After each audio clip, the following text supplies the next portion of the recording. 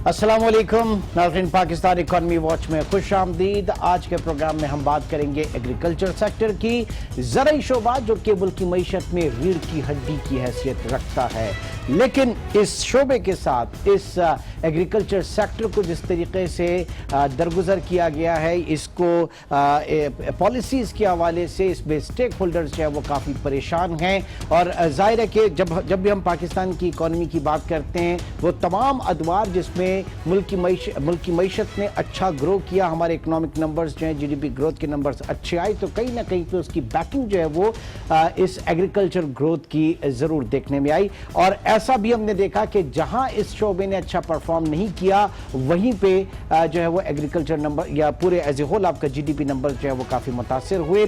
पिछले साल जो सूरत हाल रही, 3.8% का जीडीपी इसका टारगेट था एग्री ग्रोथ का, और हमने हासिल किया था सिर्फ 8.8%। नेगेटिव साइड पे काफ़ी हमने इसमें देखा। और उसकी वजूहात, उसकी सबसे बड़ी वजह जो ये है कि किसानों के लिए कॉस्ट ऑफ डूइंग बिजनेस जो है वो बहुत महंगा हो गया, कारोबारी लागत जो है वो बहुत ज़्यादा बढ़ गई है। उसमें आप डॉलर रुपये पैरिटी के हवाले से बात करें, उसमें सब्सिडीज़ को ख़त्म होने के हवाले से बात करें, पेस्टिसाइड्स के महंगे होने के हवाले से बात करें, ईंधन के महंगे होने के हवाले से बात करें, या किसानों के लिए जो कर्जा जो है, जो डेडिकेटेड हमारे सेक्टर देते हैं, उस कर्जे का महंगा होना, और उसके साथ साथ वाटर की मिसमैनेजमेंट, पानी की मिसमैनेजमेंट, ये भी एक बहुत बड़ी वजह है। क्योंकि पानियों का वो तमाम क्रॉप जिनको पानी बहुत ज्यादा चाहिए होता है, उनको पानी मिलता नहीं है, और पानी जब आता है तो इस तरह से आता है जैसे कि इस वक्त आप ये फुटेजेस में देख रहे हैं। आज जो बारिश हुई है, आज सुबह से अब तक, इसमें बदीन के कुछ फुटेजेस आपके सामने इस वक्त हैं, जिनमें पानी में कपास की पूरी फसल जो है वो पानी हो चुकी है, और ज्यादा अगर बारिश बरकरार रहती है तो सूरत हाल मजीद खराब हो सकती है। बहरहाल आज agriculture sector as a whole, इस सेक्टर की परफॉर्मेंस के हवाले से हम बात करेंगे। बजट में क्या तवक्कात की जा रही थी और उस पर क्या जो है उनको मिला, ये तमाम चीजें जानेंगे। कबूल मोहम्मद खटियान साहब इस वक्त हमारे साथ कराची स्टूडियो में मौजूद हैं। आप सदर हैं सिंध चेंबर ऑफ एग्रीकल्चर के। बहुत शुक्रिया कबूल साहब हमें ज्वाइन करने का। Thank you. अली खिजर असलम ने लाहौर से हमें ज्वाइन किया DSNG लिंक पे। Ali Khizar Aslam head of research हैं बिजनेस रिकॉर्डर के। अली आपका भी बहुत शुक्रिया। और अब से कुछ देर में हमें ताहिर रज़ाक गुज्जर साहब भी ज्वाइन करेंगे, जो कि सदर हैं, चेयरमैन हैं पाकिस्तान किसान काउंसिल के।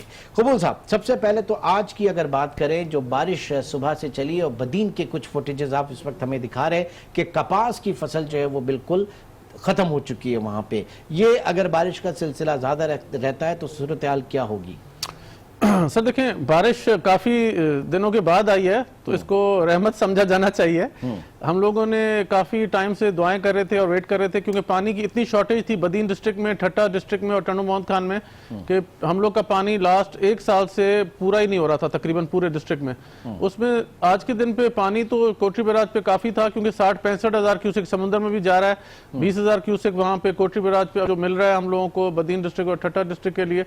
इसलिए मिसमैनेजमेंट जो इरिगेशन की तरफ से इस दफा की गई हमारे इस साल में जो हुई है, वो शायद पहले इस साल पानी की कमी नहीं थी, पानी की किल्लत नहीं थी। शुरू में किल्लत थी, फिर बाद में पानी पूरा हो गया। एक महीना पहले से पानी पूरा है, लेकिन मिसमैनेज बाय इरिगेशन जो देखी जा रही है हम लोग की तरफ से, जो किसानों की तरफ से और फार्मर्स की तरफ से, उसमें हमने काफी धरने भी लगाए, काफी दफा गवर्नमेंट से बात करने की भी कोशिश की, लेकिन इरिगेशन स्टाफ लग तो यूं रहा था हमें इस साल कि अपने सीनियर्स को सुनने को ही तैयार नहीं थे। जो लोअर लेवल स्टाफ था वो सीनियर्स को ही सुनने को तैयार नहीं थे।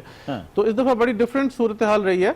और इस दफा मैं एक एग्जांपल आपको दूंगा कि एक सुप्रीम कोर्ट का ऑर्डर आया फॉर नारा केनाल, और वहां पे आज के दिन पे अगर आप जाके चेक करें नारा केनाल को, तो नारा केनाल में पानी शुरू से स्टार्ट हो रहा है और थर में जाके वो खत्म हो रहा है, and it's still continuing over there. मतलब इसकी वजह ये है कि वहां पे सुप्रीम कोर्ट का अगर ऑर्डर आया, एडुकेट सप्लाई है, सारे एडुकेट सप्लाई है। वाटर कोर्सेज को उन्होंने कहा कि सारे वाटर कोर्सेज किसी भी बड़े आदमी का हो, किसी भी पॉलिटिकल आदमी का हो, एक जैसा बना दें, और उसमें उसका जो उनकी डिजाइन के मुताबिक है, जो अंग्रेज के टाइम पे था, उस पे लाके खड़ा कर दें। सो वंस द डिजाइन पे एक दफा अगर आपके वाटर कोर्सेज आ जाएं, तो आपका सारा मसला 80-90% सिंध सूबे में हल हो जाता है। ठीक है, यानी इस मरतबा सर्दियों में बरसात हुई, सर्दियों में पानी आया, पानी की किल्लत नहीं थी, जो बात की जाती है कि बहुत ज्यादा पानी जो है वो डिपेंडेंट उसके ऊपर होती है, लेकिन मिसमैनेजमेंट आप कह रहे हैं कि इरिगेशन सिस्टम की है, तो इसके ऊपर हालात बदस्तूर ऐसे ही हैं? कोई जो आप लोगों के वो जो थे प्रोटेस्ट वगैरह कोई रंग नहीं लेकर आए? वो देखें, प्रोटेस्ट आज के दिन पे फार्मर प्रोटेस्ट तो करता है, लेकिन फार्मर के प्रोटेस्ट को सुना ही नहीं जाता। सिंध असेंबली में नादिर मकसी एमपी ऑल्सो, उन्होंने आके और बहुत खुलेआम कहा कि गवर्नमेंट भी सिंध असेंबली में हमारी अपनी है और हम अपने फार्मर्स को पानी नहीं पहुंचा सक रहे। ये थोड़े दिन 2 हफ्ते पहले की बात है कि उन्होंने सिंध असेंबली में तकरीर की, अगर आप वॉच करेंगे उसमें। तो इसलिए मकसद यह है कि जो आपके एमपीएस तक इस बात को मान रहे हैं सिंध असेंबली में खड़े होके कि मिसमैनेजमेंट हो रही है by the irrigation department which should be controlled. उसके अलावा देखें, जो भी जरा इसी को होल्ड करके अली खिजर की तरफ चलते हैं। अली खिजर, बताइएगा, पानी की किल्लत, हम तो हमेशा से कहते थे कि जनाब पानी जो है वो वाटर शॉर्टेज, लेकिन यहाँ पे कह रहे हैं कि मिसमैनेजमेंट है इरिगेशन सिस्टम की। इस मरतबा सर्दियों में बरसात हुई, पानी काफी था, और अब भी हम देख रहे हैं कि किस स्पेल है। नाउ कितना सिवियर है ये मिसमैनेजमेंट वाटर कोर्सेज के हवाले से?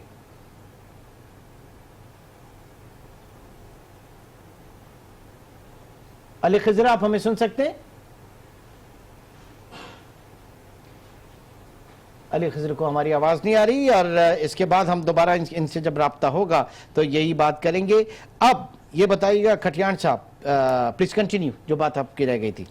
सर, इस दफा जो ग्रोथ में जो कमी आई है हमारी एग्रीकल्चर की, उसकी जैसे आपने बताया, बेसिक हमारा जो इनपुट कॉस्ट है वो इतनी बढ़ गई है कि फार्मर्स हैव नाउ, ये एग्री बिजनेस करना हमारे लिए मुमकिन नहीं है।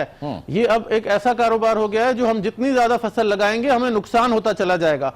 जब डॉलर 160 रुपए पे जाके पहुंचता है, हमारी ज्यादातर सारी इनपुट्स बाहर से आती हैं। The federal government has to understand this कि एग्रीकल्चर की इनपुट्स, हमारा डीजल बाहर से आता है, हमारी डीएपी बाहर से आती है, बीज हमारे बाहर से आ रहे हैं, उसके अलावा हमारा पेस्टिसाइड बाहर से आ रहा है, ट्रांसपोर्ट हमारी डीजल पे चलती है, वो डीजल बाहर का है। Everything is related to the dollar.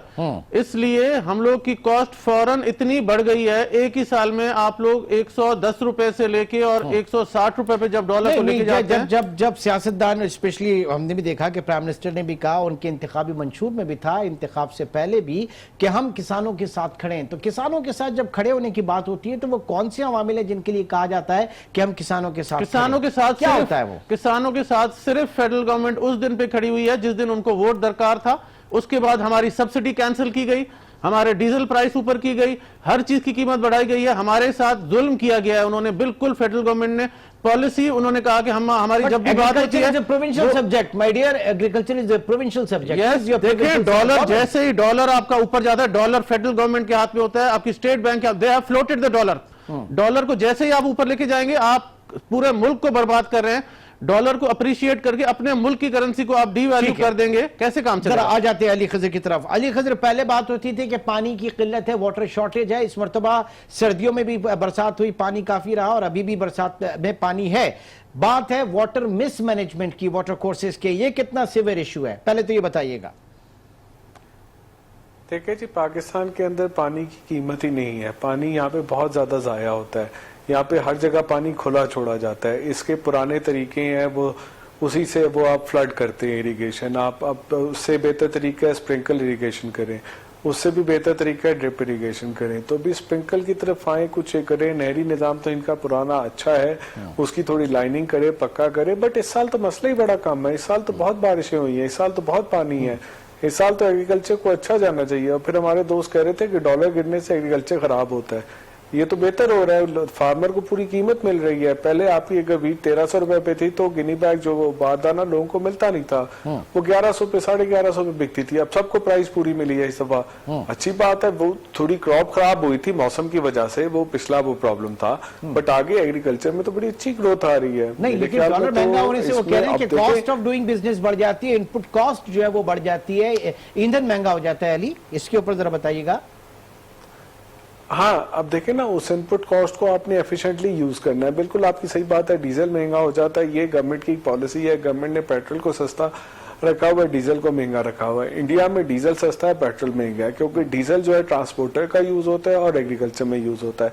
तो ये गवर्नमेंट की पॉलिसी को हम हमेशा से कहते हैं कि इन्हें जो है पेट्रोल पे ज्यादा टैक्स होना चाहिए, डीजल पे कम होना चाहिए। बट हमारे यहाँ आम आदमी की कंजम्पशन को जरा प्रायोरिटी पाकिस्तान में दी जाती है, इसलिए पेट्रोल जो है वो सस्ता है, गैस घरों में सस्ती है और आपका डीजल लेकिन फिर महंगा क्या है। सोच ये तो है देखिए एक जी, बड़ी ऐसा पुरानी पॉलिसी सेक्टर, है। अली, एक ऐसा सेक्टर जो कि आपका जीडीपी में 20% जिसकी जीडीपी में कंपोजिशन हो, जीडीपी में उसका हिस्सा हो, 45% जो आपकी आबादी जिससे रिलेटेड हो, वो एग्रीकल्चर सेक्टर अगर सपोर्ट करेगा तो आपकी इकोनॉमी ग्रो करेगी, आप उसको सपोर्ट करेंगे तो वो ग्रो करेगी। ये इतना बड़ा कॉन्ट्रडिक्शन नहीं है आपकी पॉलिसी में?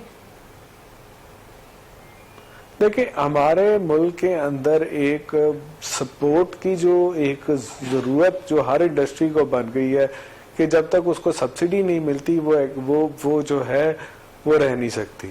तो हमारे यहाँ ये एक प्रॉब्लम तो हर इंडस्ट्री में, और ये अब हर इंडस्ट्री से सब्सिडी ली जा रही है। बहरहाल एग्रीकल्चर के अंदर हमारा 2008 से पहले जो है गवर्नमेंट सब्सिडी दिया करती थी, पेट्रोल पे, वो डीजल पे भी सब्सिडी देती थी, वो फर्टिलाइजर पे भी देती थी, और उसके अलावा और भी चीजों पे बढ़ा देती थी। उसके बाद गवर्नमेंट के पास फिजिकल स्पेस नहीं रही तो उन्होंने सपोर्ट प्राइस मैकेनिज्म कर दिया कि जी मार्केट बेस्ड प्राइस बनेगी। फिर मार्केट बेस्ड प्राइस पे गवर्नमेंट खुद खरीदती थी, तो वो फिर अब जो है बड़े फार्मर से खरीद लेती थी, छोटा जो है वो मारा जाता था, मिडिल मैन ले जाता था। तो ये सारा सिलसिला एक हमारा चला है। तो इसको अब अगर आपने ठीक करना है तो अब एग्रीकल्चर के अंदर में इनोवेशन लानी है। अगर हम एग्रीकल्चर में अपने क्रॉप्स देखें, हमने 4 जो क्रॉप चला रहे हैं उसके अलावा कुछ करते नहीं, ना हमारी यील्ड बढ़ती नहीं है। क्या वजह है कॉटन की हमारी यील्ड गिर रही है? आप हमारे यहाँ एक क्रॉप है मेज, ये जो स्वीट है, ये आज से 15 साल पहले उसकी यील्ड कुछ भी नहीं होती थी, 1.5 टन की होती थी, क्या होती थी, अब उसकी 4 टाइम्स 8 टाइम्स हो गई है। इंटरनेशनल लेवल पे जिस लेवल पे अमेरिका जो कॉर्न उगाता है उस लेवल की हम यील्ड यहाँ पे दे रहे हैं। वो एनिमल की प्रोटीन में इस्तेमाल होता है, वैसे भी आप बताएं खाया जाता है। तो वो इस तरह की चीजों पे जहाँ पे वो हाइब्रिड सीड आया वहां से चीजें बेहतर हुई। हमारे यहाँ इस तरह की चीजों पे बात करनी चाहिए कि जी आप अपनी यील्ड कैसे इंप्रूव करें। ठीक है, आप नई क्रॉप्स रखेंगे सर और एक्सपोर्ट क्या कर इसके ऊपर डाइवर्सिफाई किस तरीके कर सकते हैं, जिद्दत की तरफ कैसे आ सकते हैं, लेटेस्ट टेक्नोलॉजी की तरफ, और कॉर्पोरेट फार्मिंग रादर के उसके बैनर तले अगर हम आए। इस वक्त ताहिर रजा गुज्जर ने भी हमें ज्वाइन किया। आप चेयरमैन है पाकिस्तान किसान काउंसिल के। जी ताहिर साहब, क्या सूरत हाल है इस वक्त एग्रीकल्चर की, ज़राई शोबे की? आपके अतराफ में हुकूमत ने वादा किया था कि वो किसानों के साथ खड़े हैं इंतखाब से पहले, इलेक्शन से पहले, और आज भी कुछ जहांगीर तरीन साहब ने कुछ मुलाकात की है कुछ किसानों से, कुछ जो फार्मर एसोसिएशन वगैरह से। बहरहाल क्या कहेंगे आप मौजूदा सूरत हाल पर? हर गवर्नमेंट का यही नारा है कि वो किसानों के साथ खड़ी है, लेकिन प्रैक्टिकल वो किसानों के साथ नहीं खड़ी। दूसरी बात आ गई कि किसानों के जो प्रोडक्शन ऑफ कॉस्ट है वो बढ़ गई है। किसानों के बच्चे स्कूल में जाते हैं, किसानों के बच्चे सब्जी लेने जाते हैं, दालें लेने जाते हैं, कपड़ा लेने जाते हैं, उस पे तो सब पे आ गई 17% जीएसटी। हमारी खादें महंगी हो गई, हमारा डीजल महंगा हो गया, लेकिन हमारी जो रवायती फसलें हैं उनकी स्पोर्ट प्राइस आज तक नहीं बढ़ सकी।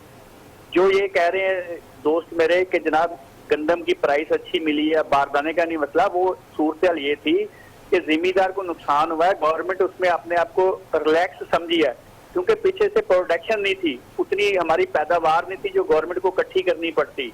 पैदावार कम होने की वजह से जिम्मेदार को नुकसान हुआ है। गवर्नमेंट खुश है कि हमने अपने टारगेट आसानी से अचीव कर लिए, उसकी वजह से ये हुआ, ये गवर्नमेंट की पॉलिसी की वजह से नहीं हुआ।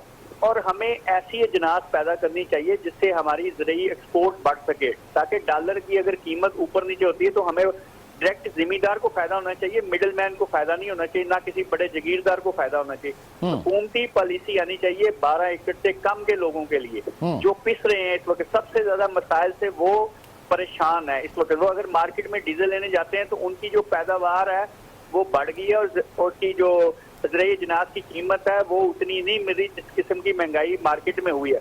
ये जिम्मेदार को छोड़ो, एक आम आदमी, एक आम लेमैन, उसको इस वक्त समझ नहीं आ रही कि मैंने क्या करना है, क्योंकि गवर्नमेंट की जो वाज़ेह पॉलिसी है वो अभी तक किसी को समझ नहीं आ रही। अगर किसी मुल्क ने तरक्की करनी है, हमने तरक्की करनी है, तो हमें मैक्सिमम ज़राई अजनास ऐसी लगानी चाहिए जिससे हमारी एक्सपोर्ट बढ़ सके। जो आजकल एक मिडिल ईस्ट में हमारी एक चीज की डिमांड आई है, रोड ग्रास की, हमें रोड ग्रास की तरफ जाना चाहिए, उससे बेहतर हमें पैसे मिल रहे हैं, एडवांस पेमेंट आ रही है, उसकी जो मशीनरी है उस पर हमें सब्सिडी गवर्नमेंट को देनी चाहिए। हमें मकसद है ज़राई मुबादला कमाना। अपनी जो रवायती फसलें वो हम उतनी उगाएं जितनी हमारे मुल्क को चाहिए। गन्ने की फसल है या चावल की फसल है, इसको अभी जो बारिशें हुई हैं वो उसके लिए अच्छी हैं, लेकिन जो दूसरी इसके साथ फसलें हैं जो मुख्तलिफ एरिया हैं, पाकिस्तान के एक एरिया नहीं है कि या सारी जगह गन्ना ही लग रहा है या चावल लग रहा है, कहीं पे काटन लग रही है, कहीं पे हमारे जो आपने गन्ने का तस्करा किया, गन्ने का तस्करा किया खटियार साहब, ये ओमनी ग्रुप की जो मिलें बंद हैं, इनसे क्या फर्क पड़ा गन्ने की प्रोडक्शन के हवाले से, और किसानों को पैसे मिले या नहीं मिले? 180 रुपए फी मन जो जिसका नोटिफिकेशन जारी हुआ था, वो कहां पे स्टेटस है? ये पूरी चीज आपसे जानना चाहूंगा। एक छोटे से ब्रेक की कॉल है, तो नाज़रीन एक छोटे से ब्रेक के बाद दोबारा मिलते हैं।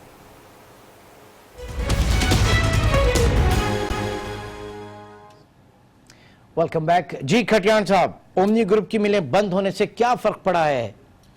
देखिए सर, फार्मर्स को फर्क ये पड़ा है कि आप समझें कि 25-26 अगर मिलें चल रही थी, उसमें से 10 तकरीबन मिलें बंद हो गई इस साल।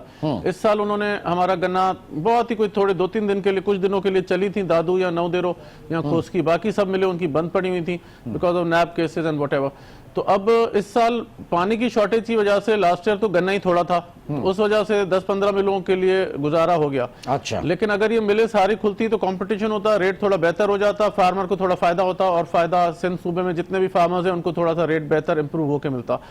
अब इस साल ये हुआ है कि 180 रुपए जो लास्ट ईयर गवर्नमेंट नोटिफिकेशन निकला है हमारा, वो गवर्नमेंट नोटिफिकेशन के पैसे भी हमें पूरे अभी तक नहीं मिले। मतलब कि आधी से ज्यादा मिलों ने पैसे 160 रुपए और 155 रुपए दिए हैं, 20 रुपए अभी तक रोक के बैठे हुए हैं। नया सीजन आने वाला है, new season is coming in 1-1.5-2 महीने बाद तकरीबन स्टार्ट हो जाएगा। अक्टूबर 15 को उनको रेट जारी करना है, 1 नवंबर को न्यू सीजन स्टार्ट होने पिछले साल तो हद कर दी थी रेट हमेशा। ये ऐसा क्यों होता है? पहले क्यों नहीं रेट तय हो जाते?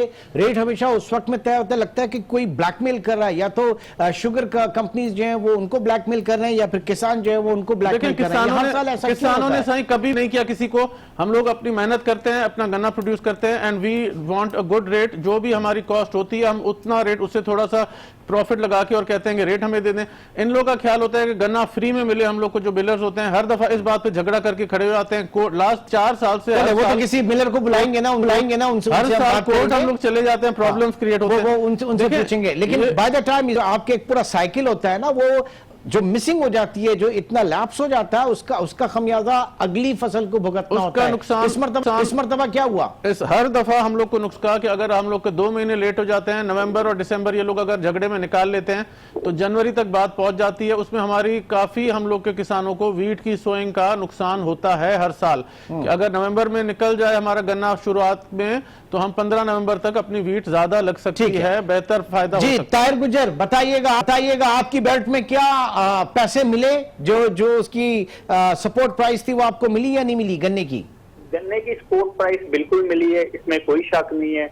लेकिन वो मिली क्यों है? तो पीछे प्रोडक्शन नहीं थी। ये मिलों को उनकी मिलें चलाने के लिए पीछे से गन्ना उस मिकदार में मिल नहीं रहा था। ये एक दूसरे के एरिया में जाके कंपटीशन में इन्होंने गन्ना खरीदा। अच्छा, ठीक है जी। उसके बाद बेनिफिट क्या लिया कि जो 52 और 54 रुपए की चीनी थी वो 68 में चलेगी।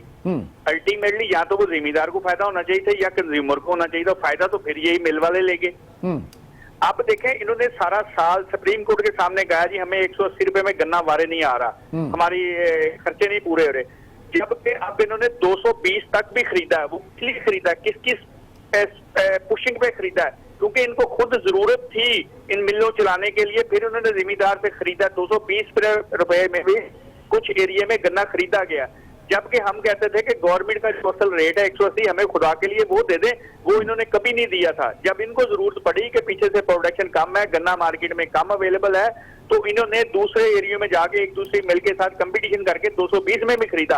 उसका कौन जिम्मेदार है? चले न्यूट्रल व्यू लेते हैं अली खजर का। Ali Khizar, is this good practice of market based demand and supply based mechanism? ये तो हर जगह पे जो जिसको ब्लैकमेल करता हुआ नजर आता है या जो जिसको आर्म ट्विस्टिंग करता हुआ नजर आता है वो हो जाता है। अली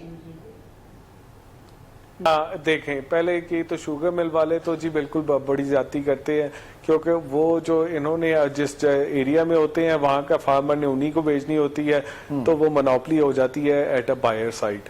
तो वो तो बड़ी जाती होती है। तो शुगर मिल वाले तो आपको पता है इस मुल्क में बड़े ताकतवर लोग हैं, वो तो इस तरह करते रहे। लेकिन बुनियादी बात अगर हम नहीं पीछे लेकिन आएं तो लेकिन वो लेकिन क्या बात लेकिन होती है लेकिन कि सर भाई सर आप- एक सेकंड अली मेरी बात हाँ, अली मेरी बात तो हाँ। सुन ले कि आपने कहा कि वो बड़े ताकतवर लोग हैं। अब मतलब तब्दीली आ चुकी है पाकिस्तान में, पीटीआई गवर्नमेंट है, इमरान खान साहब मौजूद हैं, मतलब किस किस किस तरह अगर ये सारी चीजें रहनी जी, है मैं वही पिछले बात- माहौल में और अब वही तो मैं फायदा बात- क्या हुआ? वही बात मैं करने जा रहा हूं कि हमें गन्ना इतना बनाना नहीं चाहिए, क्योंकि हमारे यहाँ शुगर की जितनी जरूरत है उससे ज्यादा बनती है, और जो वो एक्सपोर्ट होती है वो सब्सिडी दे के होती है। वो तो गले में पड़ने वाली बात है, और गन्ना पानी बड़ा और चूसता है। आप गन्ना कम बनाएं, गन्ने की जगह आप कपास ज्यादा उगाएं, उसमें आप हाइब्रिड सीड की तरफ जाएं, कोई तरीके से उस पर काम करें, जिस तरह आपने मेज में किया है वहां पे उसको करें, और आप कॉटन बनाएं। कॉटन आप एक्सपोर्ट करते हैं, उसमें वैल्यू ऐड करते हैं, चीनी को सब्सिडी दे के करते हैं। ये तो मिलों की जगीदारी है, यही तब्दीली आनी चाहिए कि भाई गन्ना कम बनाए, कीमत भी अच्छी मिलती है।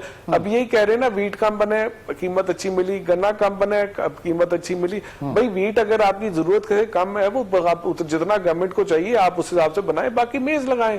आप देखें वहां पे आप यही वो कॉर्न लगाएं, कॉर्न में आप देखें बड़ी जबरदस्त यील्ड है, हाइब्रिड यील्ड के साथ बड़ा अच्छा साहिवाल में चल रहा है, और उसकी कंजम्पशन बढ़ी है और इसकी एक्सपोर्ट भी है। अब सोया की तरफ जाएं, आप ये चीजें करें, ये तो आपकी वीट भी अल्टीमेटली मार्केट को जाएं। वीट भी हम एक्सपोर्ट की तरफ जाते हैं, और अनफॉर्चुनेटली जो अब इंटरनेशनल मार्केट में प्राइसेस कम होती हैं, फिर यहाँ पे सब्सिडी देके हम एक्सपोर्ट की तरफ जाते हैं, या फिर हम यूटिलिटी स्टोर्स जो हैं वहां पे पूरा जो है वो भर देते हैं सारा। ये मिसमैनेजमेंट, ये इसका हल क्या है अली? जो कॉर्पोरेट परफॉर्मिंग है क्या? प्राइस देखिए, प्राइस दें और फार्मर डिसाइड करे कमर्शियल बेसिस पे। मेरे ख्याल में फार्मर को मेज लगाना चाहिए, फार्मर को कॉटन लगाना चाहिए, शुगर केन को कम करना चाहिए, वीट को थोड़ा सा कम करना चाहिए, लेकिन दूसरा यील्ड को बेहतर करने की तरफ तवज्जो दें, उस पर काम करें और चीजें लगाएं। देखिए जो एक्सपोर्ट की चीजें हैं वो लगाएं आप, उसके ऊपर जितनी कंजम्पशन डोमेस्टिक चाहिए वो लगाएं, सब्जियां लगाएं और तरह की लगाएं। फिर फार्मिंग के अंदर देखिए, फार्मिंग छोटा फार्म जो है ना सक्सेसफुल होना नहीं होता। हमारे यहाँ वो एक कॉर्पोरेट फार्मिंग होती है, कोऑपरेट फार्मिंग होती है। इन दोनों मॉडल्स की जरूरत है कि बड़े फार्म लेके आए, या छोटे छोटे फार्म है तो उनके लिए किराए के लिए बड़े हार्वेस्टर आए और पेस्टिसाइड के तरीके बेहतर हो, उनको कम इस्तेमाल करें। So many waste. बड़ी जबरदस्त बात कही खजर आपने कि कॉर्पोरेट फार्मिंग और कॉर्पोरेट फार्मिंग जो है दोनों का एक कॉम्बिनेशन होना चाहिए। एक छोटे से ब्रेक की तरफ चलेंगे, और ब्रेक के बाद खटियान साहब मैं आपसे जानना चाहूंगा कि सिंध चेंबर ऑफ एग्रीकल्चर जब बात की जाती है कमर्शियल प्रोडक्शन के हवाले से, state of the art technology के हवाले से, कॉर्पोरेट फार्मिंग के हवाले से, टेक्नोलॉजी के हवाले से, तो वो वहां पर क्या कर रहा है? किसानों को क्यों नहीं बताया जाता कि रिवायती तरीकेकार जो है इससे जान छुड़ानी चाहिए और थोड़ा सा आगे बढ़ना चाहिए। एक ब्रेक के बाद फिर डिस्कस करेंगे।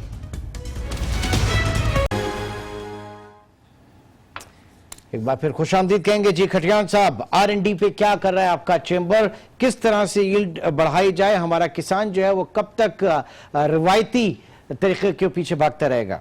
देखिए, रिवायती तरीके किसानों को भी छोड़ने पड़ेंगे, और हमें गवर्नमेंट को फार्मर ट्रेनिंग प्रोग्राम्स लाने पड़ेंगे, ताकि हमारे जो किसान हैं उनकी एजुकेशन लेवल इतनी लो है कि वो बेचारे तो अंग्रेजी ही नहीं पढ़ सकते। ताकि अगर अंग्रेजी सिर्फ अगर पढ़े लिखे हों तो इतने ऐप्स हैं, इतनी गूगल आ गई है, इतनी चीज़ें अब आ गई हैं फोन्स पे, नेटवर्क पे कनेक्टेड अगर आप हो जाएं, तो सिर्फ इंग्लिश अगर आप पढ़ सकें और लिख सकें तो you can actually learn agriculture on the net only. लेकिन आज के दिन पे जो हम हमेशा इनको एम्फसाइज करते हैं कि देखें, एग्रो इंडस्ट्री पे थोड़ा हमें छोटी इंडस्ट्री पे जोर देना पड़ेगा। माल हम लोग काफी प्रोड्यूस कर रहे हैं, आज के दिन पे भी आम हम लोग बहुत प्रोड्यूस कर रहे हैं, उसके हमें पल्प में जाना पड़ेगा जो एक्सपोर्ट हो सके, एक्सपोर्ट ओरिएंटेशन पे जाना पड़ेगा। उस पे जब तक नहीं जाएंगे तो डॉलर नहीं बढ़ेगा, हमें नुकसान ही होता रहेगा। What about the agri financing? Financing सबसे बड़ा मसला आपके यहाँ। देखिए, एग्री फाइनेंसिंग ऑलरेडी आज के दिन पे मैं इनकी कमेटी स्टेट बैंक की है, उसमें मैं मीटिंग्स में जाता रहा हूँ। आज के दिन पे ये लोग तकरीबन 1300 बिलियन इस साल की इनकी है जो हदफ रखा गया है, और लास्ट ईयर 1000 बिलियन था, जिसमें से काफी ज्यादातर वो हदफ कंप्लीट किया था इन लोगों ने। ना सिर्फ ये कि कंप्लीट हुआ था, वो पैसे वापस भी हुए थे। बड़ी बात यह है कि ये लोग एक्सपेक्ट करते हैं कि जी फार्मर पैसे वापस नहीं देता, जो इस तरह लास्ट ईयर बिल्कुल नहीं हुआ, और सारे पैसे वापस भी मिले उनको। तो इस साल 1300 बिलियन जो हदफ रखा गया था स्टेट बैंक की तरफ से, एंड होपफुली वो फाइनेंसिंग तो काफी जगहों पे काफी बैंक प्राइवेट भी आ गए हैं। एक छोटे किसान के लिए कितना आसान है कर्जा लेना? इस वक्त ताहिर रजा गुजर साहब आप हमारे साथ मौजूद हैं। आप बताइएगा कितना आसान है या कितना मुश्किल है एक छोटे या मीडियम साइज किसान के लिए कर्जा हासिल करना? कर्जा हासिल करना इंतहाई पेचीदा मामला है और उसके ऊपर यह है कि जब हमारे 1 एकड़ की कीमत तकरीबन एवरेज 20 से 25 लाख है, तो ये कर्जा कितना दे रहे हैं उस पे उसका 20%, 25% टोटल वैल्यू का, जो कि इंडस्ट्रियल के लिए या जो शहरी इलाके हैं, जो मतलब हमारे टेक्सटाइल इंडस्ट्री वाले हैं या दूसरा कोई और सेक्टर है, उनको उसका 70 या 80% देते हैं उसकी टोटल मार्केट वैल्यू का। एक तो ये है कि हमें जो हमारी मार्केट वैल्यू का है पर एकड़ का, उसके हिसाब से हमें ये 20-25% दे रहे हैं उसकी मार्केट वैल्यू का लोन, जबकि हमारी जो एकड़ है वो प्लस कर लेते हैं। ठीक है। दूसरा है कि जिम्मेदारों के लिए जो कर्जे का रेट है, जो सूद है, वो हमारा 50% लेस होना चाहिए इक्वल टू टेक्सटाइल इंडस्ट्री, जिसका उसको सब्सिडी दे रहे हैं, उसको सब्सिडी रेट पे हम लोन दे रहे हैं। तो जिम्मेदार क्या कि हाई रिस्क है आपकी तरफ, रिस्क फैक्टर ज्यादा इस वजह से ऐसा है या क्या है? नहीं, ये नहीं बात, ये पॉलिसी है गवर्नमेंट की, रिस्क फैक्टर का बात है। जिम्मेदार कहाँ से दौड़ जाएगा? जिम्मेदार तो दौड़ ही नहीं सकता। इंडस्ट्रियलिस्ट दौड़ सकता है, वो दुबई जा सकता है, किसी और जिम्मेदार के बच्चे यहाँ पे, जिम्मेदार का माल मुआशी यहाँ पे, जिम्मेदार कहीं नहीं जा सकता। नहीं जा नहीं सकता, लेकिन एक रिकवरी फैक्टर भी तो होता है ना। अब ये बाढ़ आ गई, ये सारी चीजें हो गई, कुदरती आफात हो गई, तो वो जी जिम्मेदार से 100% रिकवरी होती है, चाहे वो अपने माल मुआशी बेच के क्यों ना करे। जिम्मेदार को तो तहसीलदार को और पटवारी का डर बहुत होता है। ठीक, जरा अली खिजर से लेते हैं, इसके ऊपर क्या व्यू रखते हैं? जी अली खिजर साहब, एक तो इतना महंगा कर्जा, फिर उनको मिलता भी उतना नहीं है, और फिर रिकवरी रेट जहां पे कही जा रही है, क्या आपकी इसके ऊपर रोशनी डालिएगा जरा पूरे मामले पे?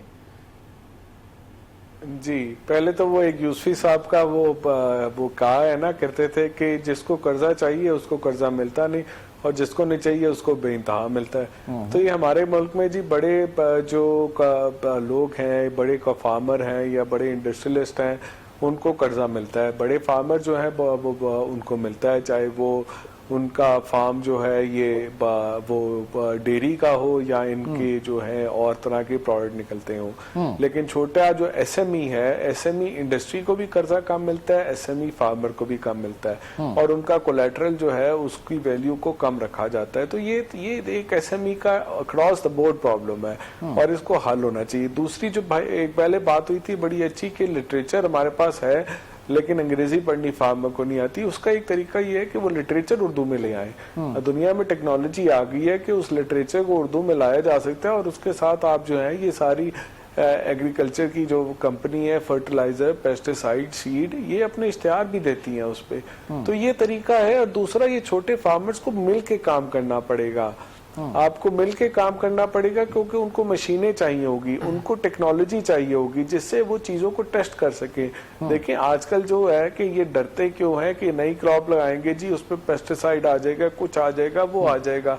वो आप प्रॉपर सीड कंपनी हो, वो आके उसको करे, उसके बाद आप उसकी प्रॉपर टेस्टिंग करें, सारा कुछ हो। अब एक एरिया है उसमें छोटे फार्मर है 20, वो मिलके ये काम कर ले, उसके साथ कोई एक बैठ जाएगा आके, कंपनी जो है वो ये उसको उनको सपोर्ट करेगी और वो उसमें से थोड़ा सा कमीशन लेगी। एक फॉर्मूला होता है जी कि इस तरह से कोऑपरेट और कॉर्पोरेट फार्मिंग इन अ वे आप बना सकते हैं, क्योंकि छोटा रह के कोई काम नहीं हो सकता, स्केल चाहिए होता है। छोटा रह के कोई काम नहीं हो सकता, स्केल चाहिए। इस मुल्क की इकोनॉमी को, एग्री इकोनॉमी वाकई में अगर हमें बनाना है तो फिर हमें जरूरत है कॉर्पोरेट फार्मिंग के साथ साथ कोऑपरेट फार्मिंग की भी, और उसमें हमारा कॉर्पोरेट सेक्टर जो है वो आगे बढ़े, जिस तरीके से इस वक्त बात की और हमारी जो एसोसिएशंस हैं, जो किसान तंजीमें हैं, जो चेंबर्स हैं, उन वो अलग अपना रिसर्च एंड डेवलपमेंट के ऊपर खर्च करें और उसके ऊपर काम करें। बहुत बहुत शुक्रिया कबूल खटियान साहब, आप प्रोग्राम में शरीक रहे, अली खिजर आप भी और ताहिर रज़ाक गुज्जर आप भी। नाज़रीन, आज के प्रोग्राम से अब तक इतना ही, इंशाअल्लाह आपसे कल मुलाकात होगी। अपना बहुत ख्याल रखिएगा। अल्लाह हाफ़िज़।